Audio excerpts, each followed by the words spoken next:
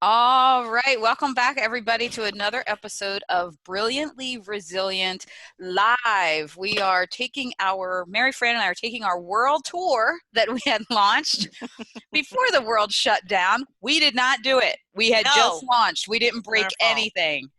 And we are going fully virtual now, bringing you as many of the tools of resilience as we have to teach and bringing in new friends, older friends that we've met along our journey to teach you the tools of resilience. Also, with the goal being helping everybody to reset, rise, and reveal your brilliance. So today we have somebody that I actually, Susan, where did we meet? Trisha Brooks' group, right? Yes, through Trisha.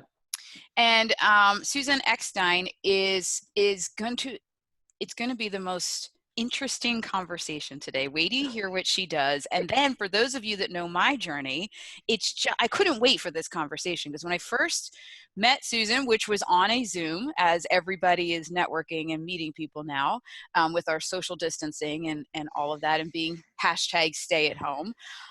When I heard what she does and what her life is as a single mom, and I was like, my antenna was like, what?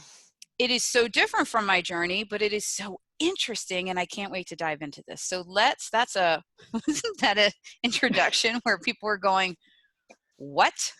I just took you at the beginning of the roller coaster. You just went with Kristen Smedley, tick, tick, tick, tick, up the top of the roller coaster, and now we are going to go on a wild ride down. So, Susan, go ahead and introduce yourself and let folks know what you're all about. Sure. I am Susan Eckstein. I'm an empowerment coach and speaker, and I primarily work with divorced moms to help them release the shame that they experience when they get divorced, to reconnect to their power as a woman and as a mom, and then help them lead with their values so they can define motherhood for themselves. So, yeah. So Boy, Define motherhood. that's Cool, yeah, right? that is loaded. I mean, because we all have so many entrenched ideas of what make a good mother, and boy, they couldn't possibly apply to everyone. yeah, but that's unfortunately that's where there's a lot of shame around that because when we become a mom, the moment we become a mom, society hands us a scorecard, and right at the outset we're expected to check off all these boxes, and when we don't, society really starts to reject us, and especially as a divorced mom, all of a sudden, your roles change, your responsibilities change as you start to navigate divorce. And now you're not checking off a lot of the boxes that you normally were already, had been checking off. And now there's a ton of shame around that. And unfortunately, for a lot of divorced moms, they just experience this load of rejection, shame. They feel judged. A lot of people make assumptions about them. It can be Yeah. terrible. I was there 3 years ago. My divorce journey started. I'm saying journey now. It's a very nice, calm word. I It's a didn't good used to word. say journey like that with a smile. But I do remember, I will never forget one of the first things I had to do. My kids were in 80 million activities. And I remember having to walk into my oldest, both of my boys that are blind, they're the sound guys for the theater at their high school. Michael's in college now, still a sound guy. But I remember walking into the theater performance when it first all happened, when he first left. And I don't know if I ever felt that much shame it was almost that I could not, it was like this wall I had to walk through. And I almost went back to my car because I felt like everyone was staring at me.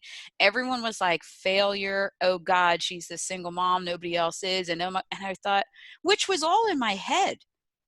It was all in my head. And there are some folks that, they kind of went like, I don't know what it is. They think that they're going to catch the divorce cold. I don't know. They got a little crazy. I don't know. And even way back when my oldest son, that my first one, was diagnosed as blind. Now I did have somebody that didn't want us in the play group, the toddler play group anymore, because she thought it was just too sad to be around someone that had a blind son. Even though my Michael was I always say he never walked. He's always bounced. He's the happiest. He's like the Tigger, the happiest kid you could ever and she just thought it was too sad. So there was like, I'm really good at shame. I have a really good You shame have a good shirt. close relationship with that. Yes, look at me. So Susan, like when we talk on this show, we try to talk about the reset, the rise, and the reveal your brilliance. So the reset had to have come. That comes after the sucker punch. So what was the sucker punch, the train wreck, and how did you find yourself kind of resetting and like looking at this from the eyes that you look at it from? Well, okay, let me take a little bit of a step back. So I have two boys. They're now 16 and 17. But about 10 years ago, I asked my husband for a divorce. And we were living in my ex-husband's childhood home with his parents. Oh Oh, my. that's a good time for Oh time my. for Yeah, that. That's yeah, loaded in the best of yeah. circumstances. Well, we were lucky because it was like a mother-daughter house. So even though we lived in the same house, we did have a lot of privacy. But when I asked for the divorce, you know, I wanted the kids to come with me, but my ex wanted the kids to stay where they were.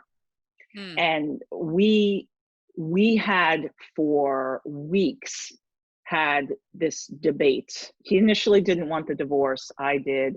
And when he finally said, okay, I'll give you the divorce, we'll have joint custody. We were very civil, but I am not going to make this sound like it was easy peasy, because it was not. It was very emotional. Mm-hmm. But we agreed on joint custody. But we had for weeks this debate over where the kids were going to be, who the custodial parent was going to end up being.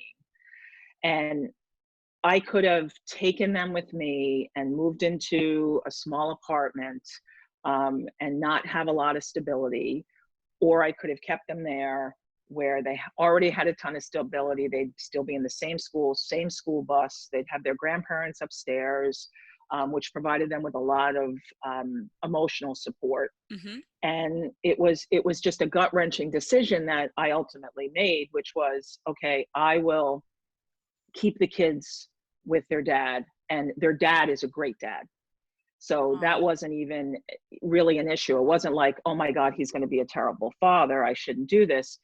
He wanted to be the custodial parent. He wanted to be the primary caregiver. And we also had a unique relationship in that he said to me, you can keep the keys to the house. Oh And you my. can see the kids. You can see the kids. And so I made this decision, and I'll never forget, as I was making the decision, I had told a few people and my mom, and there was this, oh my God, you're giving up your children. Oh my God, like what is wrong Yeah. with you? And any woman that I came in contact with initially and I told, they were like, what's wrong with you? Like the judgment was like, you know, they came out of you, they belong with you. Yeah. Even though I knew this was the right decision for my kids. And so what ended up happening for many years, I hid my children's true living situation from everybody.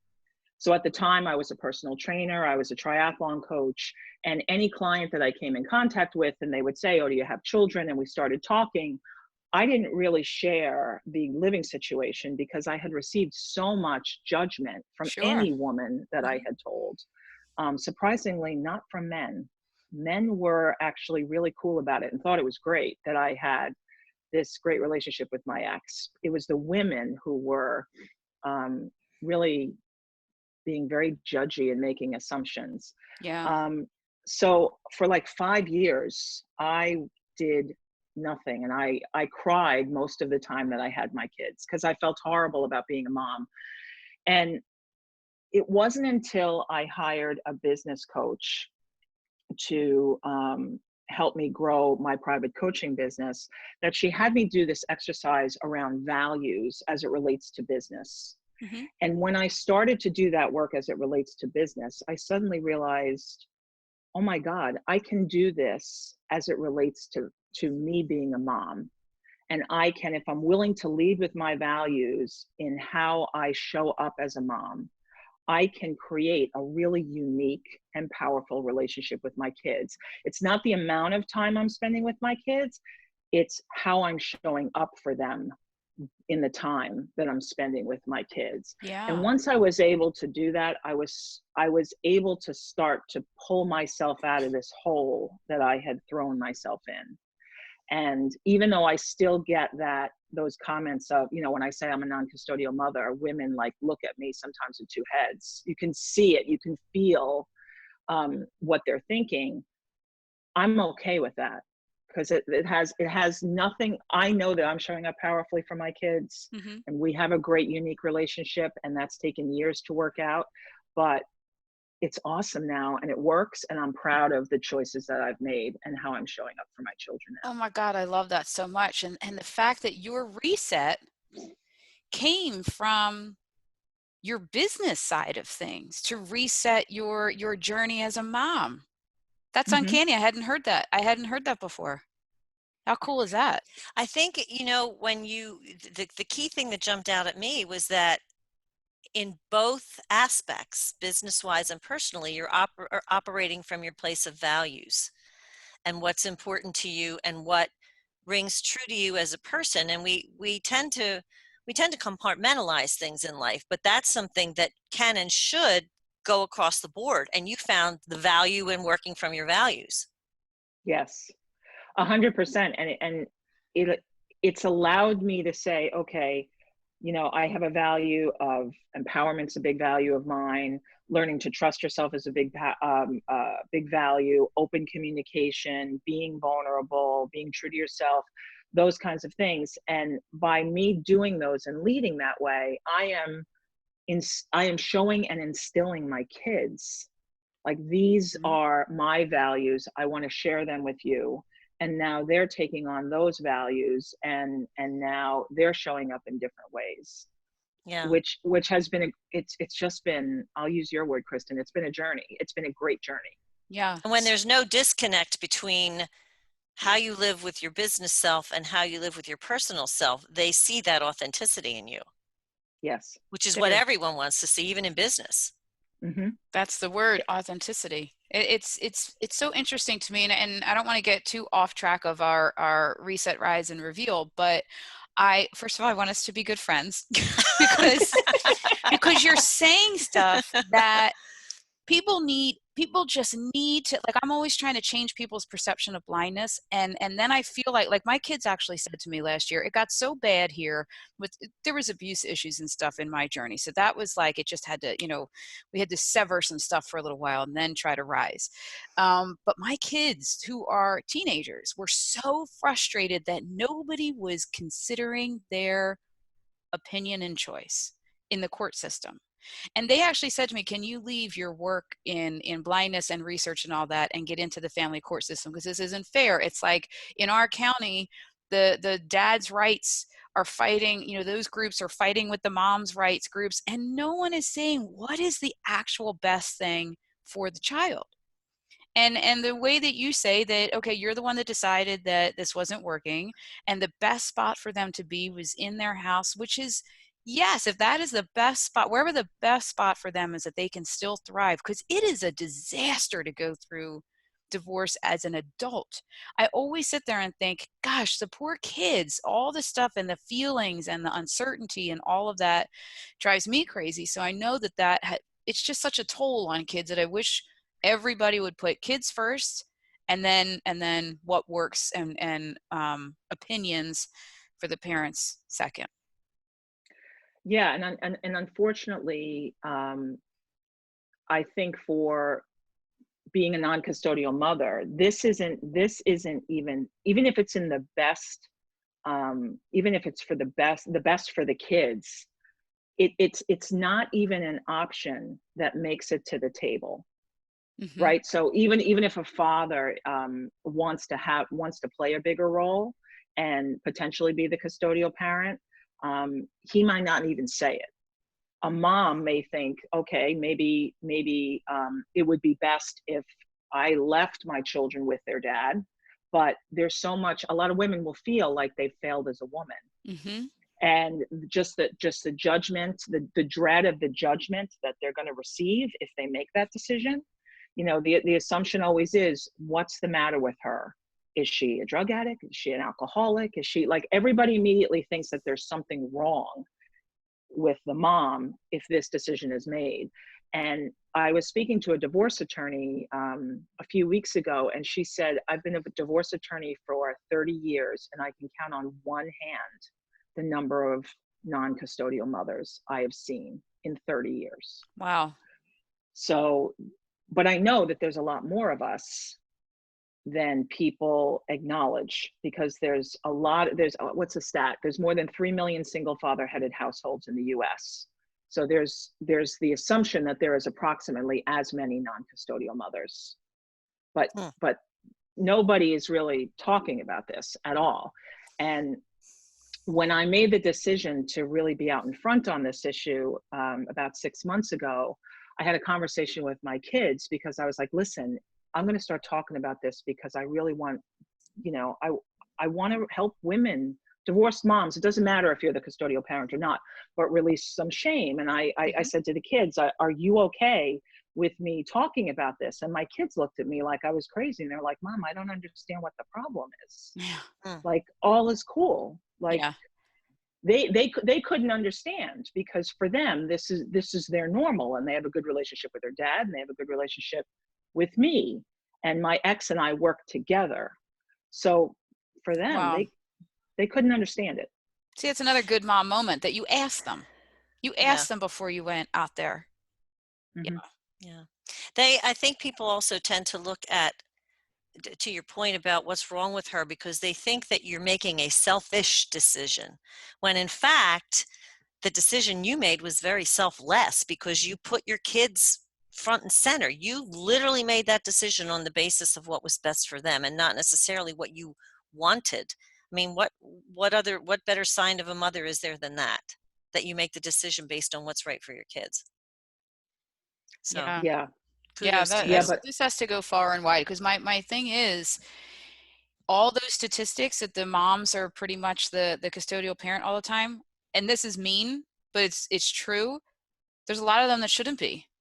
There's a oh, lot that 100%. should not be. And Sure. I know some situations where I'm like, oh my God, if only they would give more to the dad who's more stable, more it's so that's where I get into that whole frustrated, like, come on, let's look at what is best for the kids. So let's switch over now. So you had this experience, and then you had the moment where you reset, and then were you already coaching divorced women, or you said that you then later, so what were you coaching on before that and then made you switch over?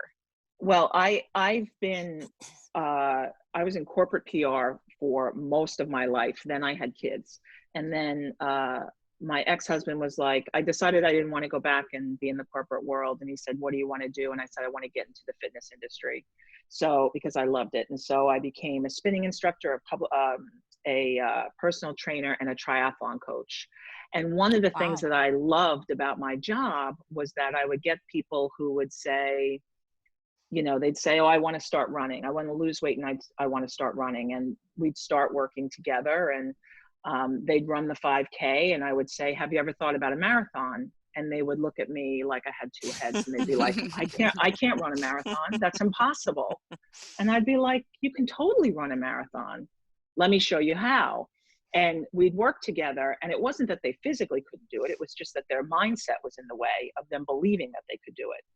So I started to have this reputation as being the empowering personal trainer, and people who had big goals that they were blocked about, they would come and they would work with me, and I would end up getting them to the finish line of whatever crazy athletic event that they wanted to do, whether it was an Ironman, marathon, whatever. Wow. And I just found it so fascinating that I was helping all of these people accomplish their impossible goals. And that was just a natural shift for me, because I know for myself, I thought it was impossible to release the shame that I felt.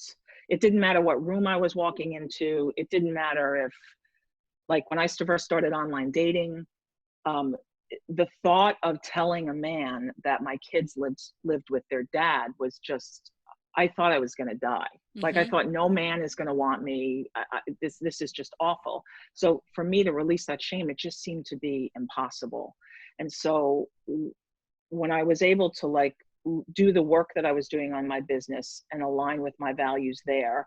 Plus finally realize that if I myself was willing to do this work, this mindset work about overcoming things that seem impossible, and just dive in and extract all these, you know, the negative, like self-talk that I had been, you know, talking to myself, you know, about for years. If I was willing to do that work, then I can help other women. So it's just something that I naturally, over time, I just, you know, started to get into this area and started working with women.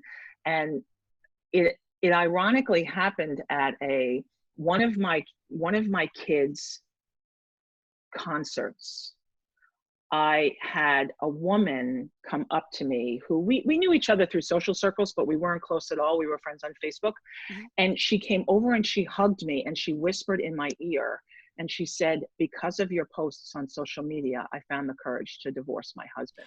Wow. Wow. And in the moment I was like, oh my God, I know her husband. I know her husband. Oh, shoot. Yikes. Right. And I was like, oh boy. Thank you. Like, that's one of those, like, what do you, thanks? Yeah. Uh-huh. Yeah. And so that was kind of crazy. And since then I've had 2 more women reach out to me and say the same thing.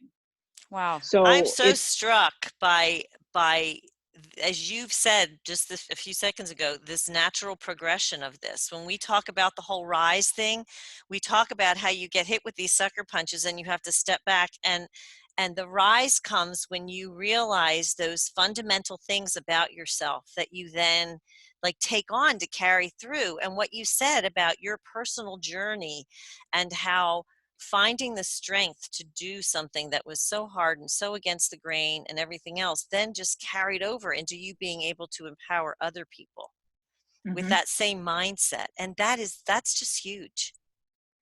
Yeah. Yeah.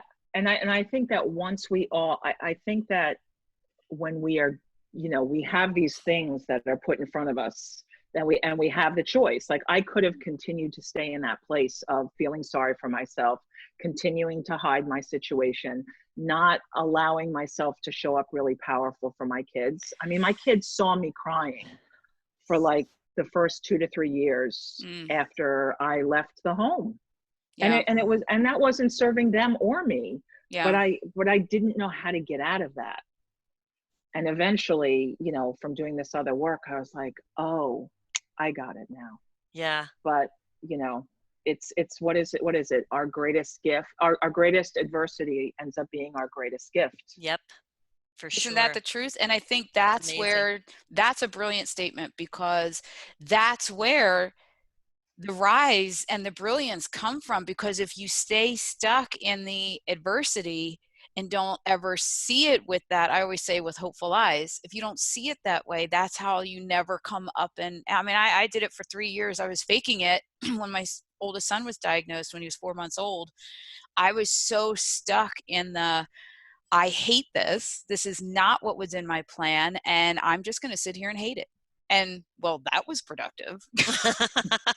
Not for 3 years when I cried. And you know, I was so blocked being in the, I hate this adversity, that I wasn't even seeing that, you know, there were people trying to help. There were early intervention specialists that were coming to my house that I was sitting there and just bitching with them and crying about how hard my life was, as opposed to, whoa, how can we get him to the next level? How can we give him all the skills he needs? Now, luckily at 3 years old, him and God kind of hit me on the head at the same time, and I snapped out of it. But, and I don't consider it a blessing, but I do think that there is all of that power in when you see the adversity becoming something that can be your advantage. That's how you get unstuck and rise.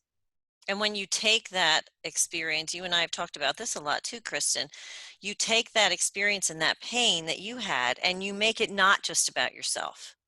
So you took your perspective and you turned it outward. And that, to me, is where the brilliance part of this conversation comes in. So how did you do that? How did you cultivate this you know, this mindset, this business, this whole thing? And how did you put that out there into the world? Well, it's funny. It ended up coming out through work that I had done with Trisha Brook. That's the one, that's actually how I met Kristin, as I mentioned earlier. And I was part of her speakers salon. And I was initially coming in to do a talk about, I had done Ironmans, but I have a paralyzing fear of the water. Like I live on the beach. Ask me to go in there. I will not go in there unless, like, if I had to save my kids, I would, but I have a terrible fear of the water. But my desire to do an Ironman was greater than the fear that I had. So I wanted to do a talk on that. And as Trisha asked me questions about certain things, it became clear that, okay, I need to share that I am a non-custodial mother. And so that was a part of the talk that I had done. And at the end of the talk, a woman came up to me and said, I have to tell you, I am also a non-custodial mother. Wow. Now she lived in Europe, and she said to me, I'm also a non-custodial mother. She said, I have a daughter. And she said, my ex-husband is far more nurturing than me. And she just said, it just seemed to be a natural thing to do. And she didn't seem to have any shame around her decision at all. And I found this fascinating. So I went and I Googled non-custodial mothers, and everything that I found, and I didn't find a lot, but everything that I found about it, everything was around shame. Wow. And I thought, this is fascinating to me. That like, for instance, there's no census data statistic that I can find that says there's X number of non-custodial mothers. They have single father-headed households, and that's where they get the assumption, the approximate number from. So there's not a lot written about it. And what I realized is no one is talking about it. So I thought to myself, okay, you have an option. You can sit here and you can say, okay, you've risen, you've come to terms with this. Or you can say, all right, I want to help other people. I want to help other women. And in talking to a lot of women, it's divorced moms especially, it's not just the shame that some non-custodial moms feel, it's the shame that most divorced moms feel, because all of a sudden it's like, you know, they're not taking their kids. Like all of a sudden I wasn't taking my kids to swim practice or baseball practice. I wasn't seeing the women that I used to see, and all of a sudden I'm not playing the roles that I used to play. Like I don't do my kids' laundry anymore. I don't make my kids lunches. I don't get them ready for school anymore. There are all these things that I used to do that suddenly I'm not doing. And I felt a lot of shame around that. And I wanted to help other divorced moms say, listen, if you're willing to say, what are my values? What's important to me as a mom and who I am as a woman? What's important? How would I like to show up for my kids? What lessons do I want to teach them? And how can I make the most of the time that we have together? And when you lead from that place, all of a sudden you're showing up differently for your kids. Yeah. And you're not worried about what all the other moms are saying. Well, you know, you're not checking off this box and not checking off this box. It doesn't matter anymore because you've defined what motherhood is for you. And I think that if all moms did this, there would be less shame and judgment. We would all say, okay, that works for her and her kids are happy and they're healthy and there's a great dynamic going on there. And I'm doing it this way and my kids are happy and they're healthy and it works for us. And there would be less judgment and shame. Yeah. And so that's you know, I'm thinking message. about this. I did not have the experience of divorce, but this just applies to everybody. I mean, you have to figure out what works for you within your unique circumstances. And I mean, clearly you're looking at it through this lens that's a much bigger thing, that society places this judgment on you. But if everybody could just lighten up and stay out of each other's business. Right? I say my little Italian cousin, you know, my mom, you know, the little Italians in South Philly where my family is, they're always saying, mind your own business. And if everybody mind their own business and not put these constraints and these judgments on other people, we would all be free to give the best of what we can bring to our children and our families and to the world. So I love your philosophy in general, but I certainly see the need in your specific, niche, because that's a tough place to be. It is, because the majority, I think that there are a lot of moms like me who make the decision with their ex-husband to have this arrangement.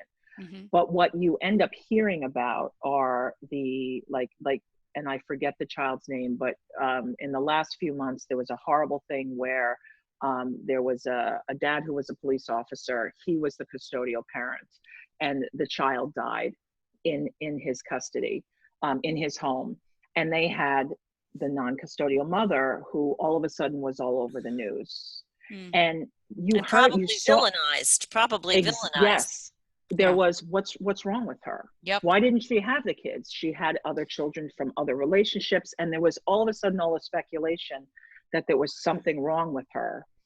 And we never heard what actually transpired, but it didn't matter. It was that societal, what is wrong, what's wrong with her? Why didn't she have the kids? Yep. And I would That's where really they go love, first. yeah. And what I find so interesting is that, as women, we've broken the glass ceiling, where, making strides against gender inequality and sexual harassment and all these things. But when it comes to this, Mm-hmm. Here are the rules for being a good mother. Here are the roles you have to play. Here are your responsibilities. And if you don't follow that, we all of a sudden flip the switch and we're like, what's wrong with you? Oh, I hear you, sister, because it drives me crazy. I mean, I love the, breaking the glass ceiling, but I will say, when like this right now, this more women on boards, and I'm for that, I haven't had that problem. I think sometimes I said to somebody, asked me one time, how come you're not having the problem in STEM? I'm in vision research. Why aren't you having a problem that you're sitting on boards with men and you're invited to panels? And I'm like, I think maybe sometimes they forget that I'm a girl. Like, I'm always talking sports and I usually have a hat on and I'm a mess, I'm like, maybe they forget. I don't know. But there's so much behind that, and not behind keeping our kids mentally healthy through all of this divorce. I'm not even saying eliminate the divorce. It's not even that. It's keep these kids mentally healthy and safe by empowering couples when they split to really look at this not in shame, but in putting the kids first. Right. And I definitely think that there's an opportunity. It doesn't matter whether or not, when you were married, how you felt as a woman and as a mother. Once you're divorced, there's an opportunity. There's some freedom that goes along with it to say, okay, how do I really want to show up? Mm-hmm. I have this time with my children. I can choose to show up in a certain way for them. And that requires you as a woman to do work on yourself and to reconnect to who you are. Mm-hmm. Because I mean, it's, I'm not familiar with your divorce journey, and it sounds like, it was really difficult. And yeah, I think when you go through a situation like that, it does a number on your psyche, how you feel as a woman, how you feel as a mom. Am I a good person? Am I not? And when the dust finally settles, you have an opportunity to say, okay, I'm going to choose to work on me. And when I empower myself, I can then show up in a much more profound and powerful way for my kids. It doesn't matter how much time you have with them. It's how you're showing up when you're with them. And I think the importance of that message that you just said is global in every situation, that, like, especially right now, because every adult is sitting there thinking, how am I paying the bills next month? Am I going to have any security? All of us are in the throes, but our kids are still sitting here and needing us. And it's uncovering a lot of shame and stuff. I didn't have enough savings. And everyone's going spiraling.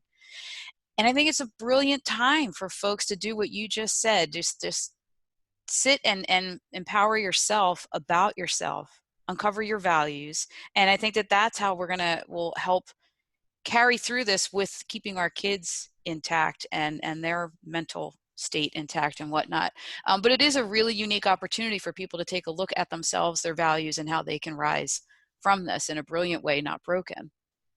Right. And I was talking to a mom the other day, and we were going through some of the values. And one of the things that she really prides herself on is being vulnerable and open communication. And she was sharing with me how she's dreading having the conversation about sex with her 13-year-old daughter. And she's already feeling like, okay, she's misaligned, right? She values open communication, but at the same time, she's like, oh, I don't want to talk about it.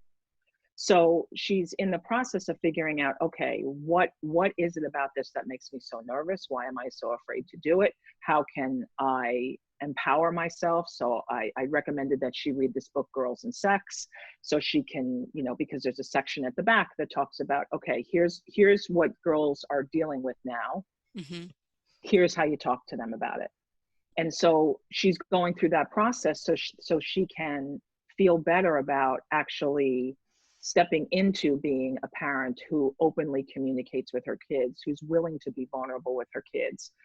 Because when she's able to do that with them, hopefully down the road, they can then be that way with their friends, their significant other, and teach them those values. And I think it is a great opportunity now that a lot of us have the time to look inward and do a lot of this work now. Yeah. I think, An empowered mom raises empowered kids. There you go. There you go.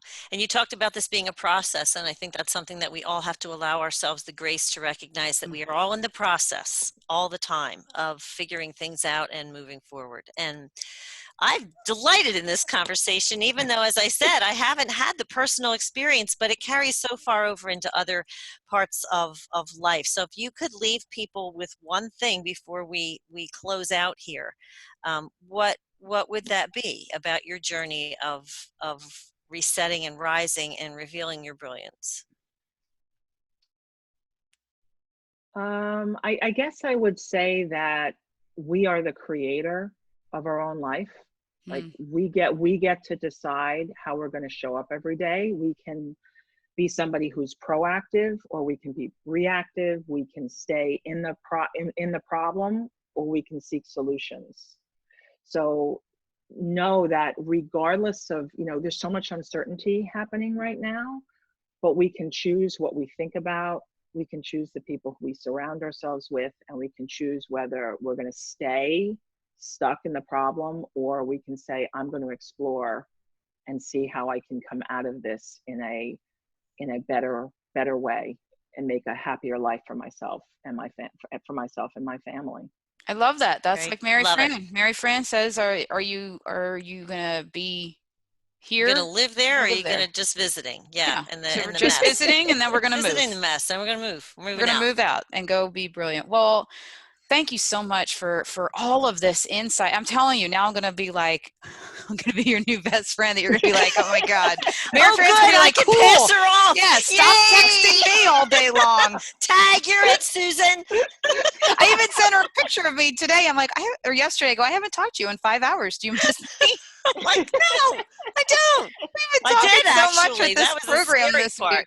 But I want to stay in conversation about how to help get your message out there more. It is so necessary for kids that are in the muck of all of this, and I think that changing perceptions of divorce and custodial parenting is so absolutely necessary. So let's we'll get in touch after this. And where can everybody find you, by the way? Yeah. Where can I look to go? Where can Kristin stalk you?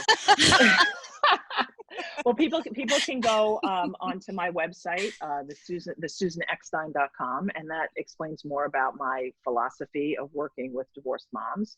And I'm active. I do Facebook Lives every week, sometimes multiple times a week. So you can find me on Facebook and on Insta. So cool beans. Awesome. All right, everybody tune in and thank you there, and I'll see you on all of her platforms. And thanks for tuning in to another episode of our live show here, Brilliantly Resilient, and we'll see you next time. Thanks. See you next time. Bye. Bye.